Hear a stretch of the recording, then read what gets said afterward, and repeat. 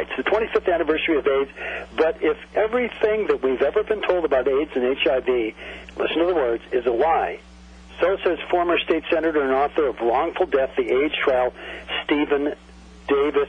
Wrongful Death, the AIDS Trial is a work of fiction based on fact, the true story behind the governmental lies and incompetence, gross medical malpractice and unbridled greed by a drug company that caused our American AIDS epidemic and cost over 300,000 lives. And let's say, Stephen, hi, welcome to the show. Michael, I appreciate the opportunity very much, sir. And thank you so much for being here. Stephen, let me ask you this. What is it about AIDS that brought you to put this information to pen? Well, as a result of my experience both in government and in medicine, from the very beginning when Dr. Robert Gallo stood up in 1984 and suggested that HIV was the cause of AIDS, I was frankly skeptical for a lot of reasons. I didn't do anything about it because, frankly, I'm not homosexual myself. I'm not HIV positive. I've never known until recently anybody who was. I never knew anybody who had AIDS. So it didn't touch my life very much until the mid-'90s, and I picked up a book by Dr. Peter Duesberg called Inventing the AIDS Virus. It's a big book, 700 pages. It's a very technical and scientific book, but in that book I discovered that it wasn't possible for this virus we've been calling HIV to be the cause of AIDS because HIV fails every single medical and scientific test to be called the cause of anything. Well, Stephen, let me hold you up to what drives it. When we look at, if we go to the subtext, if we get underneath it, what is it that drives it that keeps calling it AIDS and keeps everyone believing it's a certain thing and to be handled in a certain way? Well, Michael, now it's money. This has become a multi-billion-dollar business all around the world, and unfortunately, when money gets involved, people are less likely to stop and question what is bringing them their own livelihood, for that matter. Stephen, are you talking about Big Pharma now? I am. Okay. I am. Big Pharma is a very big part of it. Let me just give you one quick example. There's a website called staynegative.org. And if you go to that website, you see pictures of men, a couple of them in diapers. They all look very sick. They all have sunken faces. They have humps on their backs and their bellies. This is a disease called lipodystrophy, or a condition, I should properly say, called lipodystrophy. The title of this website is HIV Not Fabulous. But, Michael, none of these conditions, this lipodystrophy is not a result. It is not a symptom of either HIV or AIDS. It is a side effect of the HIV medications that these men are taking. And so there's a lot of lying going on to continue to sell drugs. And on August 5th of this year, Lancet magazine, a very well-respected magazine, carried a scientific study, the largest and longest study of its kind, about they're called HAART drugs. HAART stands for highly active antiretroviral therapy. And that study showed that over the 10 years that HAART has been given to people, it has not prolonged life. And as a matter of fact, the HAART drugs that are being given today are worse than the ones that were started 10 years ago because they are destroying the immune system faster than they were 10 years ago. In other words, AIDS is an immune deficiency syndrome, and we're giving people drugs that destroy their immune system. It doesn't make any sense. But we have lots of advertising on TV about these drugs now, and people, they don't have any reason to stop and question, and they need to. They need to educate themselves because this will touch every one of our lives very soon when the Centers for Disease Control and Prevention recommendations come into effect to test everyone in this country for HIV. No, but Stephen, you're saying that AIDS is not, and I'm getting this from your information, AIDS is not a sexually transmitted disease. In fact, it's not contagious at all. So if it's an immune deficiency disease, how do we get it? And by the way, let me qualify that it transcends homosexuality. If you're a human being, you can get AIDS, whatever that is. And I have to say now, whatever that is. So how do you get it if it's not transferable transmittable, transferable, how does a person get AIDS? Well, the first problem, Michael, is that we have lumped this entire question of AIDS into one big ball, and we can't do that. There are literally, as I explain in my book, Wrongful Death, 4 different kinds of AIDS. The first kind is the AIDS that started to show up in the homosexual community in 1981, and that particular kind of AIDS was caused by the drug known as poppers. It's technically amyl nitrite. Poppers became a very popular drug in the gay community because it enables a lot of different sexual partners during the same day. I won't go into the details. But let me back up amyl nitrate, okay? With the poppers, Poppers, poppers. Right. I remember it was in the middle '60s. Was it middle '60s? Middle to late '60s.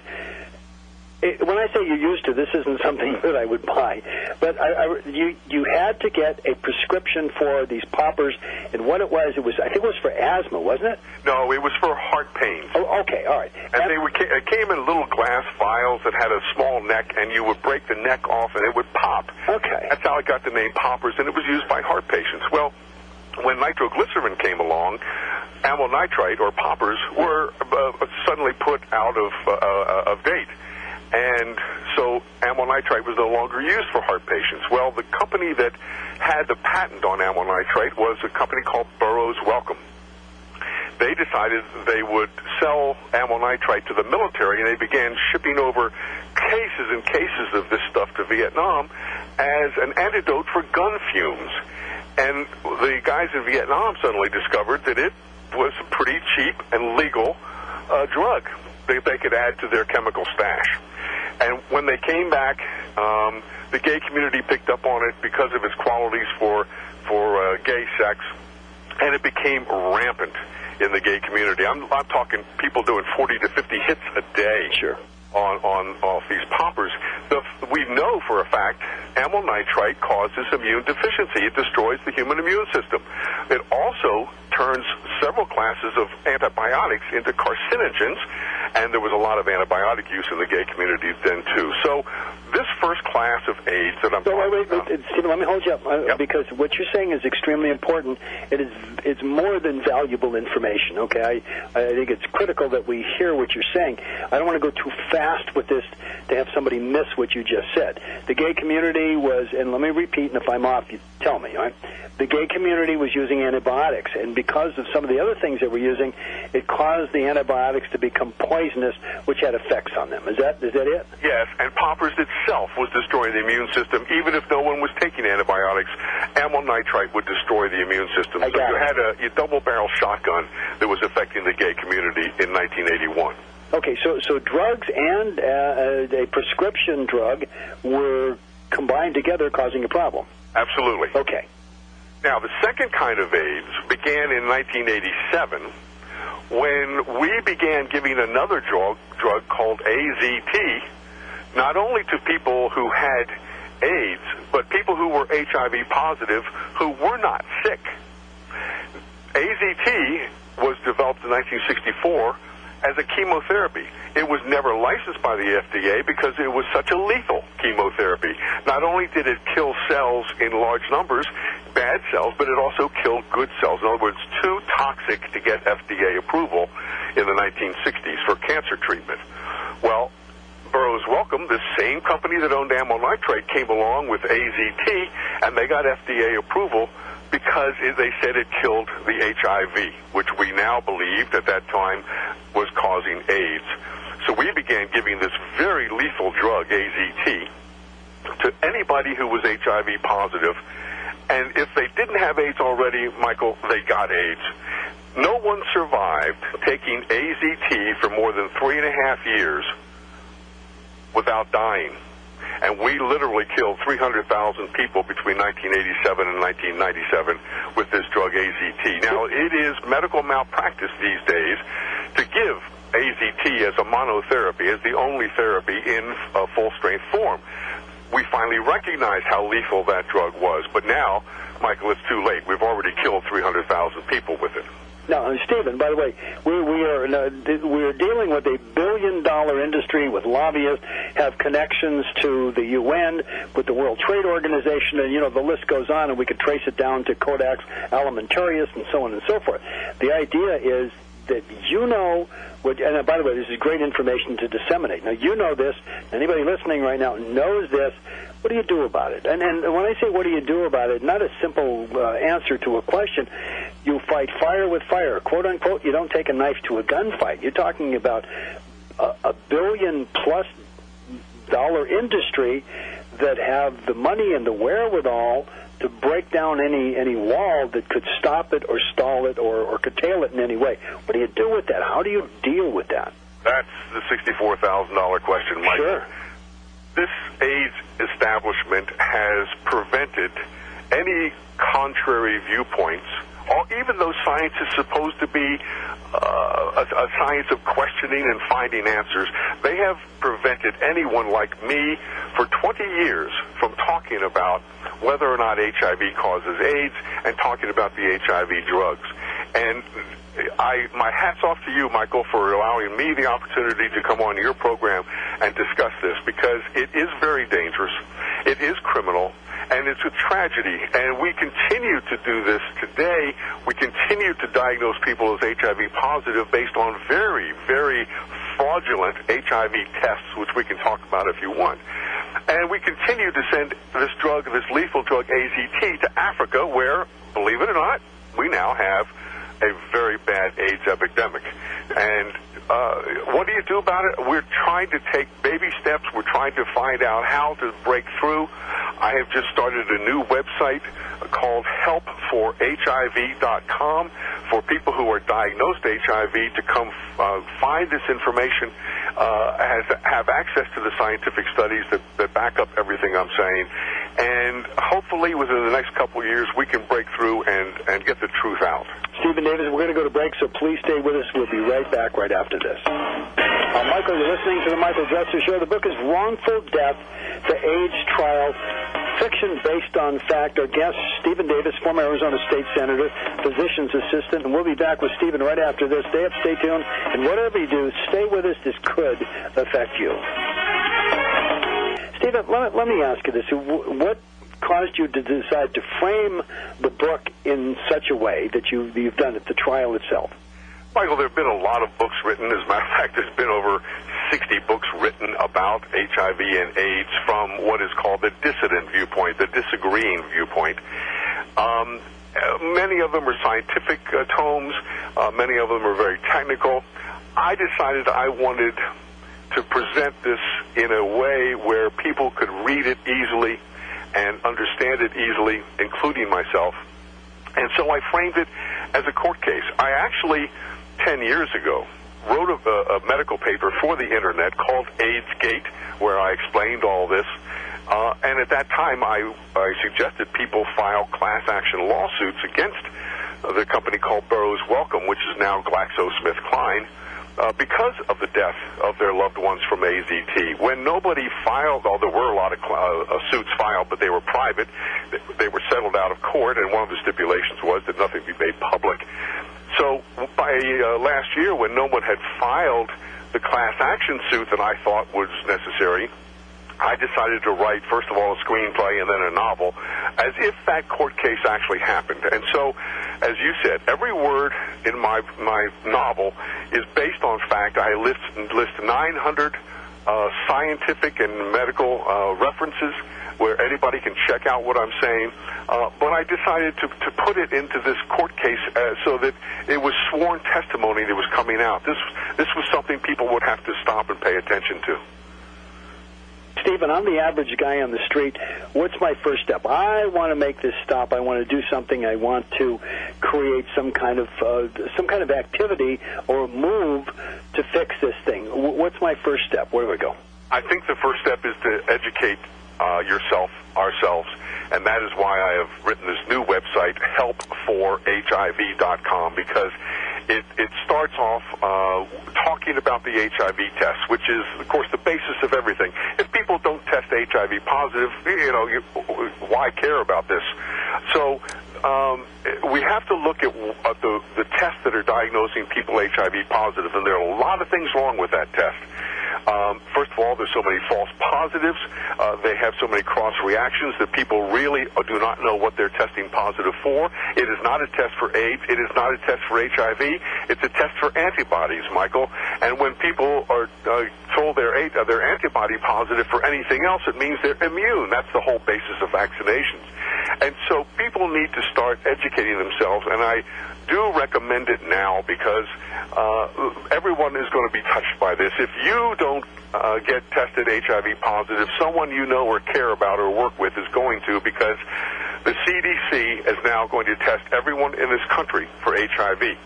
And that's going to be a major problem because not only are the tests fraudulent and you can't count on them in the populations that might develop AIDS, what we call the high-risk populations. But now when you take that same test and you put it into what are called low-risk populations, the soccer moms, the executives, you start to get a lot more false positives. So we're liable to see a lot more people being tested and getting HIV-positive results. Those are the ones that need especially to start educating themselves about the tests, about the drugs, and about HIV and AIDS. Stephen, let's go to the second step then. Okay, so I educate myself. I know what it is I'm talking about. I realize that there is a distinction between what I thought it was and what it truly is and what the cause is, which is more important. Now, as my second step to my legislator, where do I go? There are a number of things that can be done. First of all, if I were tested HIV positive, I would go back to my doctor or the hospital or the clinic, and I would say, why didn't I get informed consent? Because when you get an HIV test, you're not told, in particular, you're not told what is on the insert, the printed insert that came with that test. You've never seen that. And on the printed insert from the manufacturer of that test kit is the statement that it cannot be used to find the presence or absence of HIV. It's right there. The FDA has never approved an HIV test to test the presence or absence of HIV, believe it or not. And so you go back to your doctor and you say, what's the story here? Why didn't you tell me that the test isn't testing for what you told me it was testing for? And frankly, I'm hoping that a lot more people will turn in their doctors to the medical boards in each state and say, look, this is not right. That this doctor didn't tell me what this test was all about. He didn't tell me it was testing for antibodies. He didn't tell me that there were up to 90% false positives. He didn't tell me that, I've had 3 kids, and pregnancy is something that will create a false positive in an HIV test. He didn't tell me all these things. I think we need to start pressuring the medical community to be honest with people when they're going to give them this HIV test. Okay, now let me ask you this. You've written a book, obviously. You've got a lot of exposure. You've been on Montel Williams' show. You've been on Geraldo and TV stations, radios. Are you making headway? People are starting to listen to you. Absolutely. Absolutely. As I said, for the last 20 years, the AIDS establishment has prevented anyone from talking about this on radio or TV. And we are getting a lot of exposure now, especially radio exposure, and we're very grateful for it. And we're seeing a lot more people begin to wake up that there's something wrong here. Look, Michael, 25 years later, how many hundreds of billions of dollars later, we still don't have a cure or a vaccine for AIDS. Why not? Because we have the wrong cause. If you start off with the wrong cause, you'll never find a cure. You never find a vaccine. Bill and Melinda Gates are pouring $237 million down a black hole. Because as long as we stick with the idea that HIV causes AIDS, which it cannot possibly do, we're going to waste our money trying to find a cure or a vaccine. We need to spend some time and some money discovering what really does cause AIDS. Stephen, my big concern would be this. You get somebody like Gates. Gates is no dummy, obviously. I mean, he's made a lot of money. That doesn't mean that he's brain trust in every area. But you would think that the people that are helping him funnel it into the appropriate places would have some kind of an indication that this isn't where to put it. Well, you would hope. Yeah, well, I would hope, yeah. I mean, we also thought there were weapons of mass destruction in Iraq, Michael. Okay. Yeah, well, okay. A lot of people, a lot of good, honest, sincere, thinking people thought there were weapons of mass destruction in Iraq. That's another show. Now you and I are going to go at it. Another show. All right. Now let's stay with this. Now we're dealing with with AIDS. We're dealing with that. What we thought it was isn't what it is. Where are you going to take this next? Well, I think that, as I said, what we have to do is we have to first of all expose the HIV tests for their fraudulent results, and stop this insanity of diagnosing people as HIV positive and pressuring them to start taking these drugs. In 2002, Michael, at the 12th or 13th annual AIDS conference in Barcelona, Spain, it was announced and revealed at that time that more than 50% of the deaths from AIDS were coming as a result of liver failure from the HIV drugs themselves. In other words, the drugs were killing more people than AIDS was. Now, that was public. It's on the Internet. It was announced at the conference, but who has ever heard of that? We have to begin to tell people, wait a minute, before you start taking these very toxic drugs, find out more about what this thing HIV is. Find out what this diagnosis HIV positive means and doesn't mean, and then decide whether you want to put these drugs in your body that are going to create lipodystrophy and literally death from organ failure. We got to do something, Michael, before we kill so many more people. No, absolutely. By the way, Stephen, I completely agree with you. I'm going to give you a buzz, and I have a nationally syndicated show on Saturday that I think that it's a completely different audience that I think that they need to hear this also. So I will give you a buzz, and we'll reschedule you to come on. Again, how do we find you? Two websites. First, theaidstrial.com. That's TheAidstrial.com. That is the website for my book, Wrongful Death, The AIDS Trial. And then the other one that I mentioned is helpforhiv.com. Wonderful. Hey, Stephen, thank you so much for joining us. Thank you, Michael. Take care. Bye-bye.